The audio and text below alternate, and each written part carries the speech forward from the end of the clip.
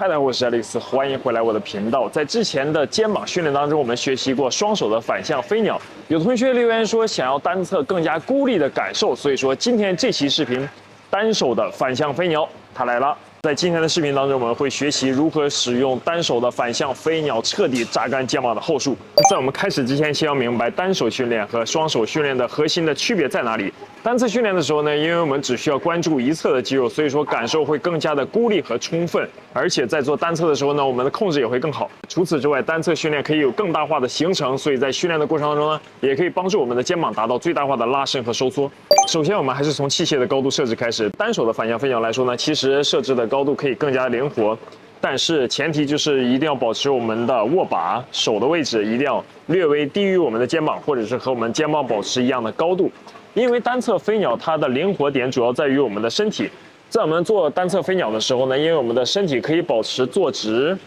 或者是向前倾斜的姿势，所以说这一点也会造成在训练的过程当中呢，我们的高度是可以调节的。所以说相比来说，单手训练的时候呢，器械高度上会更加的灵活。我们可以在训练的过程当中呢，根据你哪一个角度或者是哪一个高度感受更好，保持住就可以了。但是不管你选择身体或者是器械的高度，有一个核心的点，就是我们的肘关节一定不会翘起来高于我们的肩膀，始终保持肘关节略低于肩膀的高度就可以了。接下来我们来讲解一下单手的反向飞鸟的运动幅度，这个也是这个训练的核心重点。在做单手的时候呢，因为相比于双手，我们趴在这里来说呢，肩关节的灵活度可以打开的更多，因为我们可以把一侧的重心偏向在这一边，所以在使用的时候呢，我们在抓好握把之后，一定要保持手臂伸直之后呢，要把我们的肩膀向前，这里有一个送出去的感觉。这个送出去的过程可以让我们在训练的过程当中，一个是增加更大的行程，另外一点呢，就是可以帮助我们在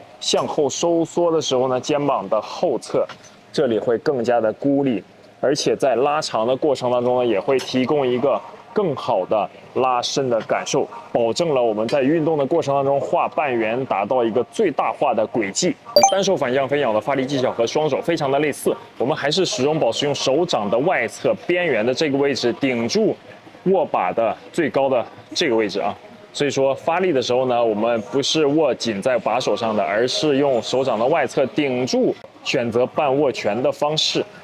伸直，靠手掌的外侧这里把它推出去，但是在推的过程当中，大家一定不要因为重量比较大就造成了手腕的放松，始终保持在推的过程当中呢，我们的手背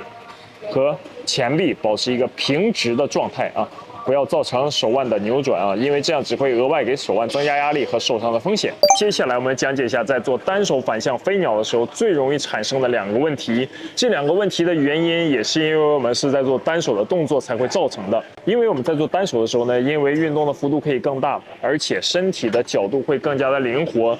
减少了一个手的限制，所以在运动的过程当中可能会增加身体的不稳定。那么这个时候呢，我们另外一只手的作用就非常明显了，一定要完全的抱住前面的把手，这一点可以帮助我们的身体完全靠住。在训练的过程当中呢，可以避免第一个产生的问题挺胸。大家会看到，如果我向前这样去坐直，现在的高度和角度和我挺胸之后是完全不一样的，因为我们挺直之后呢，身体和肩膀都会产生向上的抬升，而这个抬升在向外推开的时候呢，会带动我这肘关节或者是肩膀的一个向上的扭转，那么这样就会造成我所刺激的肌肉有可能从肩膀的后束慢慢向下转移到了肱三头肌上。这也是很多同学在做单手反向飞鸟的时候容易产生的问题，就是做完之后发现手臂的后侧这里要比肩膀的后束更酸，有可能就是因为你在做的过程当中挺胸，保持我们的身体过于僵直，而同时呢，肩膀和身体的高度比手腕又高了太多，所以就会造成推起来的时候你是有一点倾斜的啊。那么这样呢也会刺激到肩膀的后束，但是不是最高效的。在单手反向飞鸟的训练当中，第二个容易产生的问题就是身体的后仰了。这个问题产生的主要原因有可能是因为我们所使用的重量过大，这个时候呢就会我们想用身体的去借力帮助我们把把手或者是让运动的轨迹去增长。那么另外一个容易产生这个问题的原因呢，还是和我们的另外一只手有关系啊。如果我们在做的时候没有前面这只手来稳定的话，就会看打开的时候身体会有不自觉的晃动，所以说这只手也是非常重要的，一定要抓好前面固定的位置啊，帮助我们身体起到一个稳定，而且胸贴合在前面靠板的方式。这样在做的时候呢，可以保持动作最大化的稳定。同时啊，身体的后仰这个问题呢，也会造成在训练的过程当中，当你开始有身体的移动之后，会怎么样？其实虽然我的手打开了很多，但是相比于我的身体来说，还在身体的前侧。所以说后半段的形成的移动呢，都是无用功。